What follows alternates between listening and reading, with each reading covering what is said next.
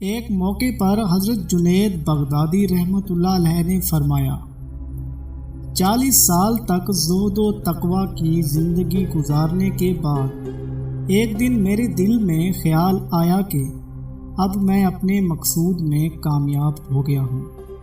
اس خیال سے مجھ پر سرشاری کی عجیب سی کیفیت طاری ہو گئی۔ پھر دوسرے ہی لمحے ایک آواز سنائی دی۔ میں نے غور سے سنا، یہ آواز میرے ہی دل سے ابھر رہی تھی، جنید اب وقت آ گیا ہے کہ تجھے تیرے زنار کا سرا دکھا دیا جائے۔ زنار اس ڈوری کو کہتے ہیں جسے ہندو کمر اور گردن کے گرد اپنے مذہب کی نشانی کے طور پر ڈالتے ہیں۔ حضرت جنید بغدادی رحمۃ اللہ علیہ نے جو آواز سنی تھی اس کا مفہوم یہ تھا کہ اے اپنی عبادت پر ناز کرنے والے، تجھے معلوم ہے کہ تو کتنا گمراہ ہے، تجھے اپنی توحید پرستی پر غرور ہے، لیکن در حقیقت تو اپنے گلے میں بت پرستوں کی طرح زنار ڈالے ہوئے ہے۔ یہ آواز سنتے ہی حضرت جنید بغدادی پر لرزہ طاری ہو گیا۔ پھر لرزتی ہوئی آواز میں آپ کی زبان سے نکلا، خداوند تیرے بندے جنید سے کیا خطا سرزد ہو گئی۔ غیب سے آواز آئی، اس سے بڑا گناہ اور کیا ہوگا کہ تو ابھی تک موجود ہے۔ یعنی یہاں موجود ہونے سے مراد یہ ہے کہ بندے نے ابھی تک اپنی ذات کی نفی نہیں کی اور خواہشات نفس کی پرستش میں لگا ہوا ہے۔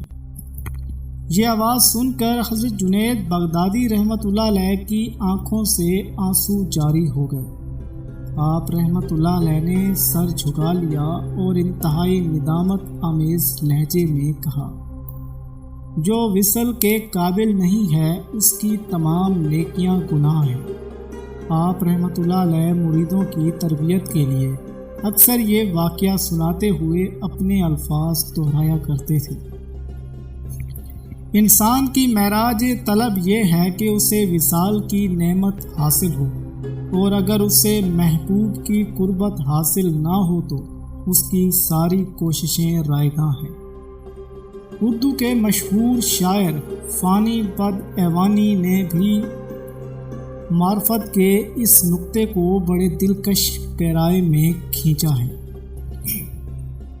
حرم و دیر کی گلیوں میں پڑے رہتے ہیں جو تیری بزم میں شامل نہیں ہونے پاتے۔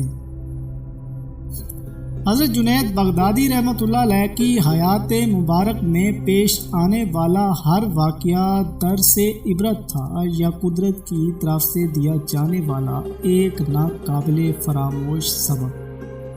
ایک بار حضرت جنید بغدادی رحمۃ اللہ علیہ مسجد شونیزہ میں تشریف فرما تھے اور کسی جنازے کے منتظر تھے۔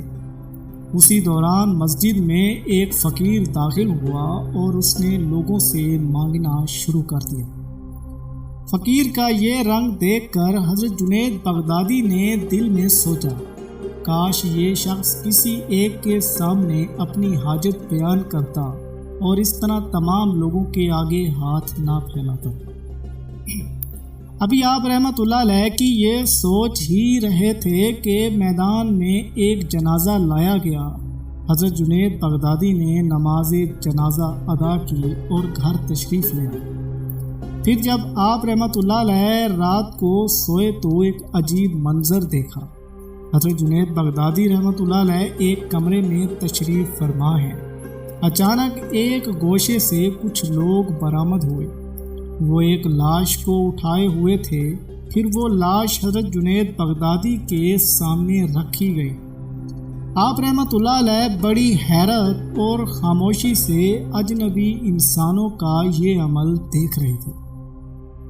جنید اس کا گوشت کھاؤ۔ اجنبی لوگوں نے آپ رحمۃ اللہ علیہ کو مخاطب کرتے ہوئے کہا، میں مردہ خور نہیں ہوں، پھر اس مردے کا گوشت کس طرح کھاؤں؟ حضرت جنید بغدادی رحمۃ اللہ علیہ نے ناخوشگوار لہجے میں کہا، کل جس طرح مسجد میں بیٹھ کر کھایا تھا اسی طرح کھاؤ۔ یہ کہہ کر وہ اجنبی لوگ چلے گئے مگر لاش وہیں رکھی ہوئی رہی۔ حضرت جنید بغدادی رحمۃ اللہ علیہ فوراً سمجھ گئے کہ انہیں اس طرح تنبیہ کی جا رہی ہے۔ آپ رحمۃ اللہ علیہ نے غور سے لاش کی طرف دیکھا۔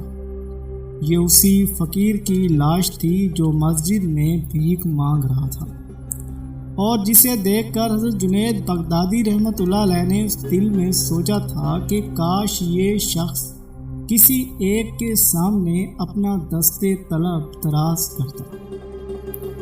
یہ قسم کی غیبت تھی، اور غیبت کے بارے میں اللہ تعالیٰ کا ارشاد ہے کہ جس نے کسی انسان کی غیبت کی گویا اس نے اپنے مردہ بھائی کا گوشت کھایا۔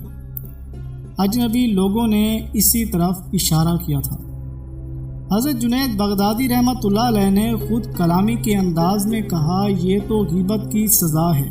بے شک اس فقیر کی طرف سے میرے دل میں برا خیال گزرا تھا، مگر میرے دل کی بات زبان پر نہیں آئی تھی۔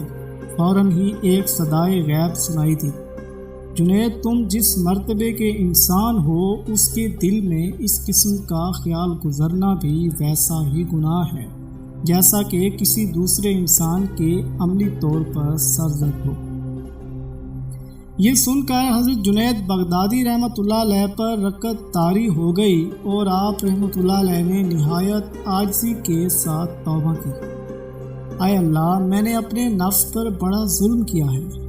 اگر تو نے مجھے معاف نہیں فرمایا اور میرے حال پر رحم نہیں کیا تو میں خسارہ پانے والوں میں شامل ہو جاؤں گا۔ جیسے ہی حضرت جنید بغدادی کی زبان سے یہ الفاظ ادا ہوئے وہ لاش غائب ہو گئی۔ پیارے دوستو، امید کرتے ہیں کہ آپ کو حضرت جنید بغدادی رحمۃ اللہ علیہ کے حیات مبارکہ کے یہ قصے اچھے لگے ہوں گے۔ ابھی داستان مسلسل سلسلہ جاری رہے گا۔ ہمارے چینل کے ساتھ جڑ جائیے تاکہ ہمارے آنے والے ایپیسوڈ آپ تک آسانی سے پہنچ سکیں، اور جتنا ہو سکے ویڈیو کو ثواب کی نیت سے آگے شیئر کریں، چینل کو سبسکرائب کریں، ویڈیو کو لائک کریں، کومنٹس میں اپنی رائے بھی ضرور دیں۔ ملیں گے اگلی ویڈیو میں، تب تک کے لیے اللہ حافظ۔